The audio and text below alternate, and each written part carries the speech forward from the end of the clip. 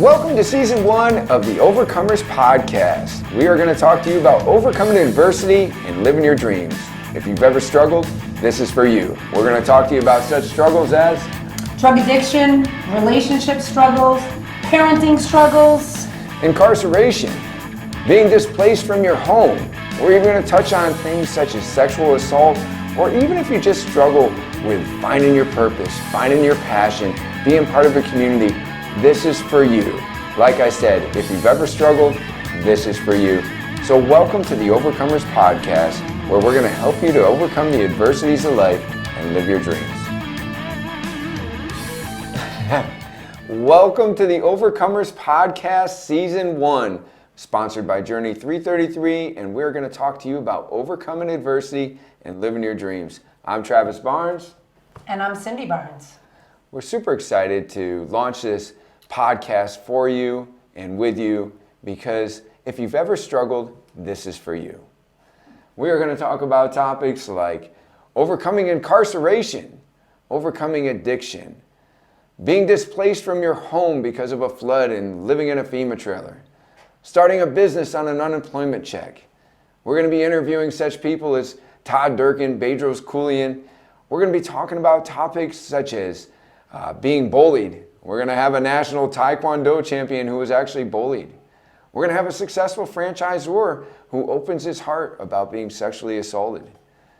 We're going to have all kinds of people sharing with you about the adversities that they had to overcome to live their dreams. And we're just so excited to start where our story begins, which is with our story.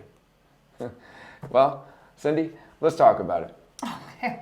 Well, let's talk about it. Do you remember that when you first met me, I was on the cover of GQ and I had a yacht and blue jeans. Oh yeah, blue jeans. And a white T-shirt. Right. Yeah, that went with my yacht pretty well. Pack of Marlboros. Yeah. So the truth, yeah, pack of Marlboros. Yeah, yeah. That's true. That kind of went well with my addiction, but not well with my fitness. So the truth is, when you met me, I had walked into your bar. Out of all the gin joints in the world, I had to walk into hers. And it was actually called the Ginger Jar. It was. So, yeah. And how would you describe me? Well, I definitely would describe you. I used to ask people, what is up with the quiet, shy guy at the end of the bar that gets a Diet Coke every time he comes in here? Yeah. And then I found out he was a bartender. So I said, well, when he comes in, maybe I got a little broken something. Maybe I need help carrying something. So every time he came in, I would put him to work at my bar.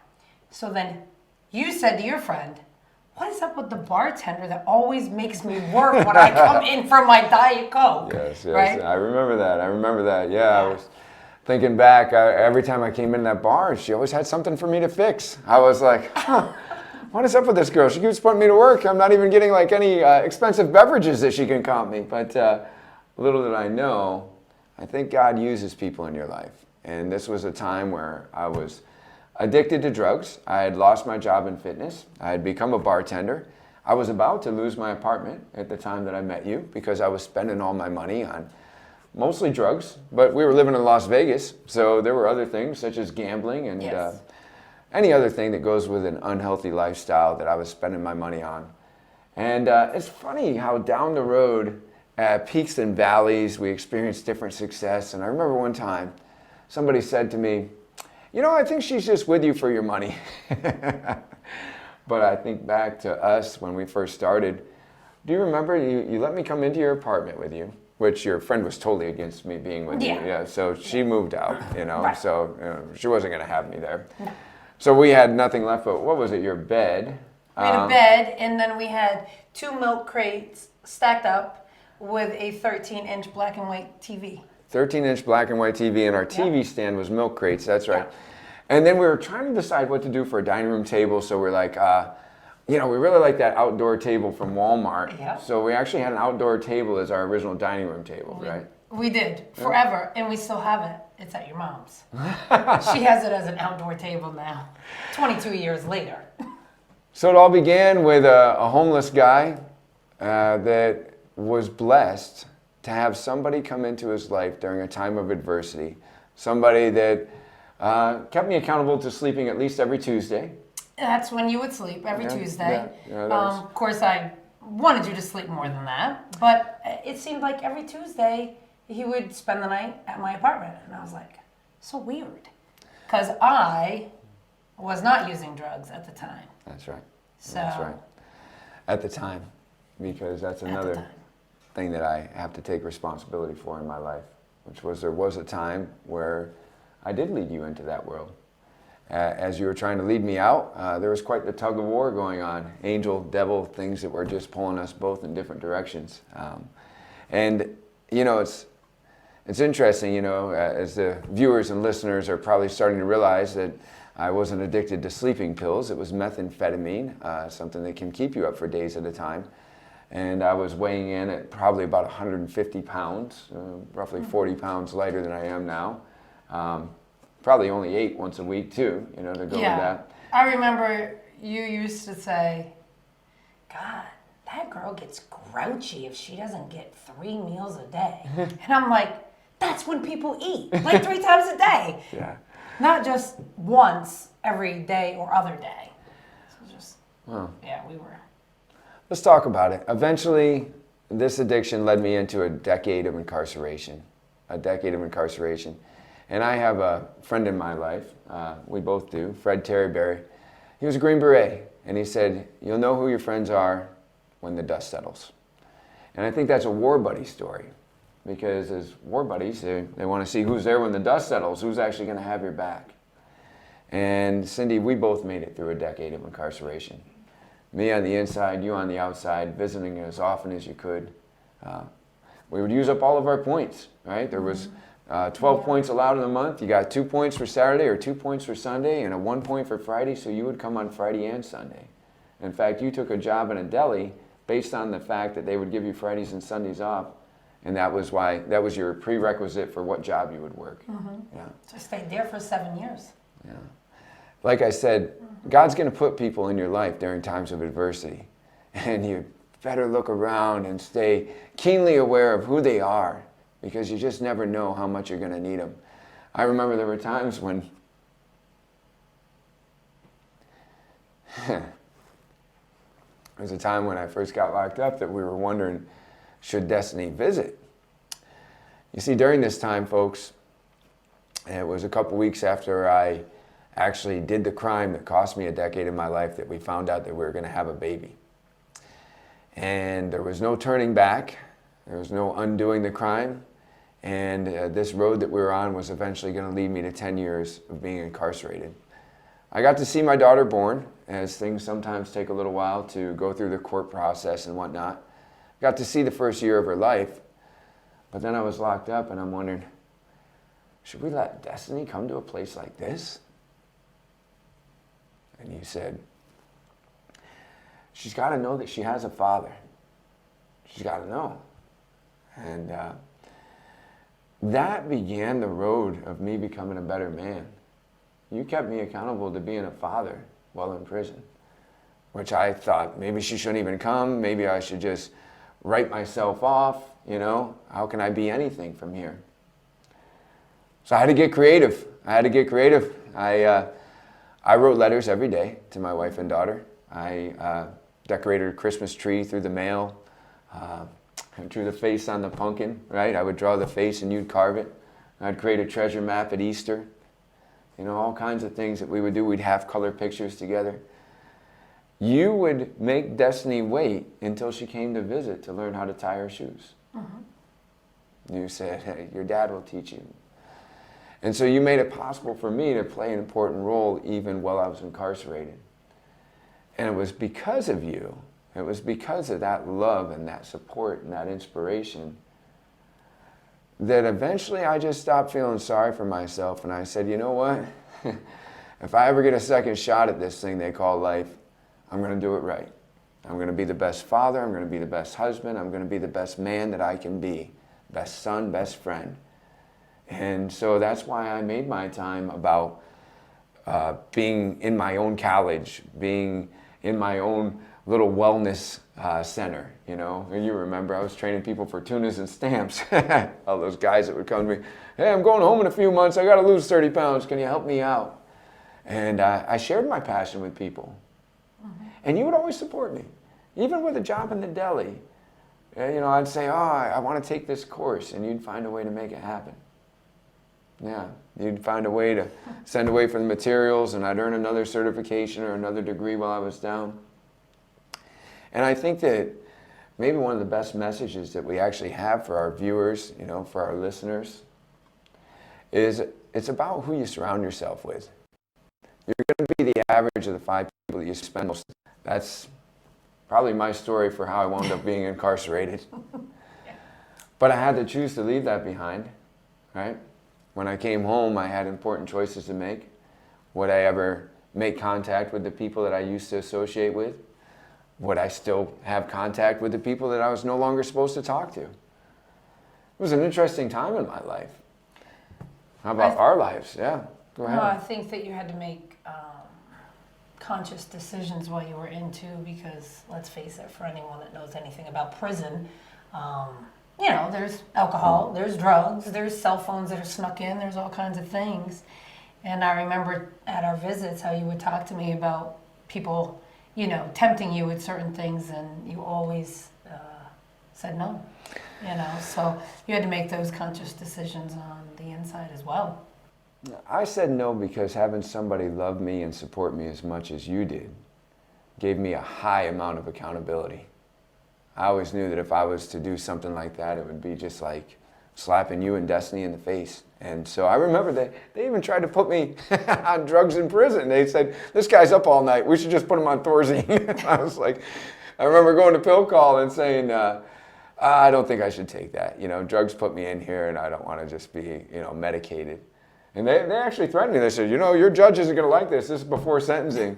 I said, well, I don't think I can get in any more trouble, so I'm okay, you know. And it was because of you, though, that I chose those things. It was because of you that I chose not to involve myself in prison gangs. It was because of you and Destiny that I tried to make the most of my situation. It was because of you and Destiny that I was willing to say goodbye to every acquaintance that I had even met in there, and then try to make a life for us when I came home. And that's where our journey began. That's where Journey Fitness began. That is. Thanks to you. You dropped off my application at my first fitness job. I did. Yeah. You said, I got a guy with a great resume for you. Thanks for not letting him know that I was going to be coming home from a gated community, a very gated community. And it's so funny, you know, the way things happen, right? You know, I come home, I work hard, from trainer to manager to chief operations officer. We're opening up multiple locations, and here's a struggle for you. Have you ever lost a job that you thought that you'd have forever? Have you ever had to start over? Well, in that time of coming home and working hard, I get us our first home. The home becomes flooded to the second floor. We hadn't even made one mortgage payment. Right. We're only in a couple months. We just bought the house. Yeah, Our fixing first it home, up. Super excited. And Fixing it up when the firemen were knocking on the door to tell us to evacuate. we were in there fixing it up, and we had to evacuate, and lived in a FEMA trailer for 18 months. And while living in that FEMA trailer, the owner of the company that we had opened up multiple locations for decided that he would like to liberate me to the workforce. Decided that he would like to, that's a nice way of saying. I got fired. You got fired. Yeah, I got fired. But you were my Dorothy Boyd. You know, I was given 100 hours a week to that company, and you know, I felt like I didn't even have time for a bathroom or a snack, and I was just working so hard for him. So, you know, to make that your life and, you know, really try to grind for somebody like that, I think people thought that I was going to be like Tom Cruise and Jerry Maguire and just kind of flip out, you know. And so, you know, in fact, when they let me go, I'm not sure why they brought an extra person with them, but I think there was something to that in their mind. And so I remember, you know, I'm feeling very alone in the world, just like I did when I was incarcerated. And, you know, it was one of those Jerry Maguire moments, you know, wondering, who's coming with me, right? You know, I remember when do you remember that movie? He took the little fish out of the fish tank. He was like, and Flipper here is coming with me, and who else, you know? And that was my moment where you were in coaching a session, and you heard what was going on, and you just took the whistle off your neck, and away we went. You know? Yeah.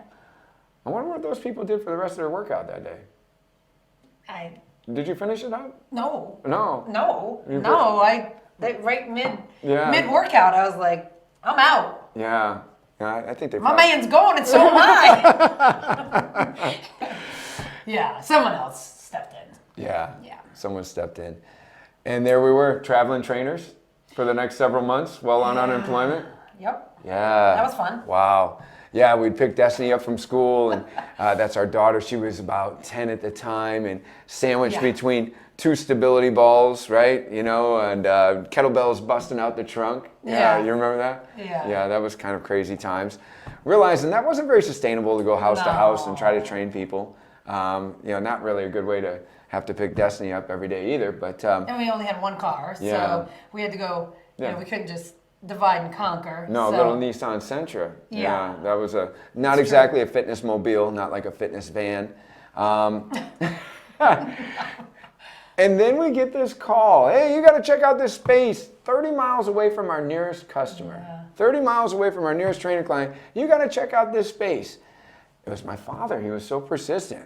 You know, it used to be a car salesman. So he just kept on, thinking that he knew like the best idea. And I was like, Dad, you know And not just one call. Oh, no. Like 15 calls. So I'm like, Cindy, let's just go to church with my father that day. You know, he's got this lady he goes to church with named Rosa. And what we'll do is we'll go to her space and we'll just tell her we're in a FEMA trailer, we're on an unemployment check. Thanks for showing us your space. But then he'll quit calling, right? Yeah. Right. So There was a plan. We had a plan. So we show up, we tour the space, and she's like got Christian music playing and quotes on the wall. I didn't even know you could do that in a regular business. I Yeah. thought you had to be a church to do know. those kind of things. But yeah, she's got all this, and she's like, and this is where you can do this, and this is where you can do that. And I'm like, she's got no idea that we're about to drop the bomb and say, hey, we're on an unemployment check, can't be here. And so we get to the end of that tour. And I Like we had planned. Right. Like And I'm we had like, planned. ma'am, you have a very nice space. I just would like to let you know that we're on an unemployment check, living in a FEMA trailer. If we ever have more resources, we'll contact you and let you know. Thank you for the tour. And you remember what she looked at us and said? Yes. What she said? She said, I don't care about anything like that. Mm-hmm. What I know is that God told me you're supposed to be here, so when are you moving in? Really? And so at that time, we weren't even going to church, right? Because, well, we used to go to church with the owner that fired us. Yeah, So we're like, oh, that's probably not a good church to go to anymore, we were you know? churchless at the time. So we're churchless at the time. And this lady's telling us that God's telling her that we're supposed to be there. Yeah. She didn't care we didn't have any money. No. Or resources, really. Yeah, that's kind of a weird She just scenario. said, when are you moving in? Yeah.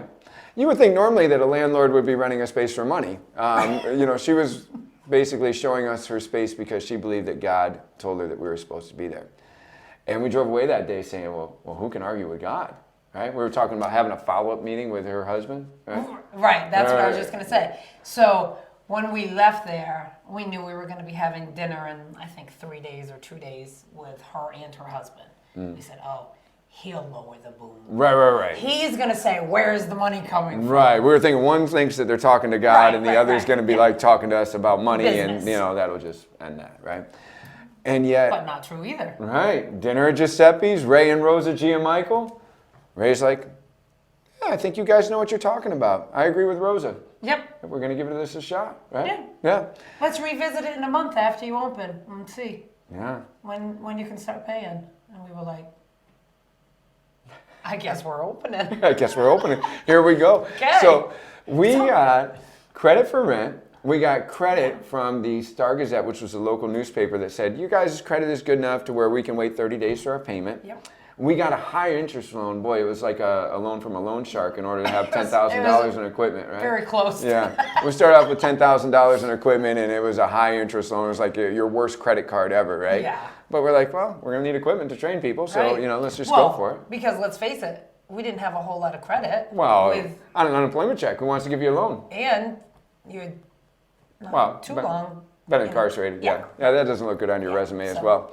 Only to somebody that believes that God thinks that you should be opening up in their location. So we begin Journey Fitness now Journey 333, on an unemployment check. 1,300 square feet. 1,300 square feet, 14 members. 14. The original 14. The original 14. Right, original The 14. OGs. And quickly grew to 5 Yeah. locations in 4 years. 5 Yeah. locations in 4 years. It was 4 local sites. We had actually expanded our original site from 1,300 square feet to about 3,000. And we did all that because, well, I honestly feel that our mission statement was divinely inspired. I remember sitting at the table in the FEMA trailer writing it, saying, we're going to get a chance to open up a business. We got to have a mission statement. And I was so scared. Yeah. And so our And mission... you're like, this is going to be great. And I'm like, what if it doesn't work? You're like, it's going to work. I'm like, but what if it doesn't? I was so nervous. Ah. And you know, as Darren Hardy says, sometimes your adversity is your advantage. I had great perspective. I knew that it couldn't be nowhere near as bad as it had already been. I wasn't going to go back to an 8x8 in a prison, right? And we've already made it through a flood, and we're already living in a FEMA trailer. I really figured that there was nowhere to go but up. And so there I was, writing this mission statement, and I'm like, what's our goal? And the thing I didn't like about that place that we worked for before is that they had a lot of members that paid and didn't come. Yeah. We were converting, we were getting a lot of coaching clients and stuff like that, but I was like, I don't want to be about that. I want to be life-transforming group personal coaching, where people get to share the cost of a coach with the group, but get all the benefits of one-on-one. So we wrote it down like that we were going to, if you stop showing up, we were going to track you down, right? Because we wanted you to get what you were paying for. And then as I was writing it, the reason I felt like it was divinely inspired, because I was like, well, who else looks for lost sheep, right? I even wrote things like, if you're in the hospital, we're going to visit. I was like, wow, who else visits the sick? And here I am writing this mission statement, not even thinking about the woman that just told her that God said that we were supposed to be there, but yet at the same time feeling like it's got some divine inspiration here, some sprinkling, that we got to be kind of a co-creator with this, you know, co-creator with higher power, you know, co-creator with God in this. And so began Journey Fitness. And later on, as we grew and we had enough success and we wrote a couple books, a book called Journey Fitness that tells about us overcoming this adversity. And then we realized that our members had adversity, and that's why this is an Overcomers podcast. You'll be hearing from some of our members. We wrote a book called 52 Amazing Journeys that was a bestseller in 5 categories on Amazon.com. And a couple times we were told that we should franchise. Yes. Like, hey, you know, all the locations we go to, they're doing the same thing to really care for people. It's reproducible. You got a great thing going here. And at first we're like, oh, I don't know about that. Yeah. And then Mark Stemmerman comes along. Mark comes along and says, you should, right, Mark said that you should franchise. And he believed in us and we believed in him. And so he helped us to get that launched. And it was really interesting, because this is our final little God piece for you. You get confirmations along the way that just let you know that you're on the right track. Turned out that we couldn't trademark or franchise the name Journey Fitness. Yeah. Yeah, that was like renaming your baby. Oh, it was super sad. That was like somebody coming to us and telling us that we could no longer call Destiny Destiny. Right. Yeah, I was like, well, what do we call her? Right, so our lawyer said we might be able to hang on to the word journey, so we're like, well, are we journey coaching? And we're like, well, that's kind of just one-dimensional. Well, fitness, nutrition, coaching. Journey 3 seemed like a small number. So we're like, how do we make it bigger with all the things out there like Fitness 110 and 212 and 360, turn your life around. So we're thinking about Journey 3X your journey. That was a bad idea, right? No, Triple X Club. Triple X Club. Ex-con has a club named Journey 3X. Yeah, it's just probably not a good idea. And then I woke up thinking about the 333. Because we are fitness, coaching, and nutrition. We are mind, body, spirit. Yeah. We do help people to look better, move better, feel better. So I woke up thinking about these 3s, and I remember talking with Bruce. I said, Bruce, I'm thinking about this 333 number. We're sitting there having Bruce Sharp, yeah. A little conversation. He's like, hey, did you know that's God's phone number? I'm like, here's the God thing again. No, I didn't know God had a phone number. Bruce, if I knew God had a phone number, I'd call him a long time ago. I've been trying to figure this thing out for a while. And he says, no, there's this Jeremiah 33:3. It says, call on me and I'll answer. So he said a lot of Christians believe that that's God's phone number. You know, just kind of like little shirts that say that and whatnot. Yeah. You know, so that's kind of the passage. I wouldn't really say that they're trying to dial it or anything. But so I call up my attorney. I say, hey, you know, leadership team feels good. You know, I'm kind of getting some crazy confirmations about this 333. And he's like, yeah, you know, the Google search looks good. he says, let me investigate a little bit more. So he's Googling, so I think I should Google. So I Google 333, and I encourage you to Google it too. Yeah. Guess what happens? It says you're seeing this number because God wants to be a co-creator with you in the universe. You're seeing 333, it's an angelic sign. You know, you're just on the right path type of thing. These are the first things that pop up when you Google that kind of number. And I'm like, well, this is pretty good. So I call the attorney back, and I'm like, how's it working out? He says, it looks good. And he said, you know what? If this works out, if you're Journey 333, this is what you should do. You should get a phone number that ends in 333. That made the hairs on my arm stand up. That made the hairs on the back of my neck stand up. That gave me chills up my spine because our phone number had ended in 333 since we started. 607-735-0333. That is our number. And so again, just a confirmation that we were on the right path.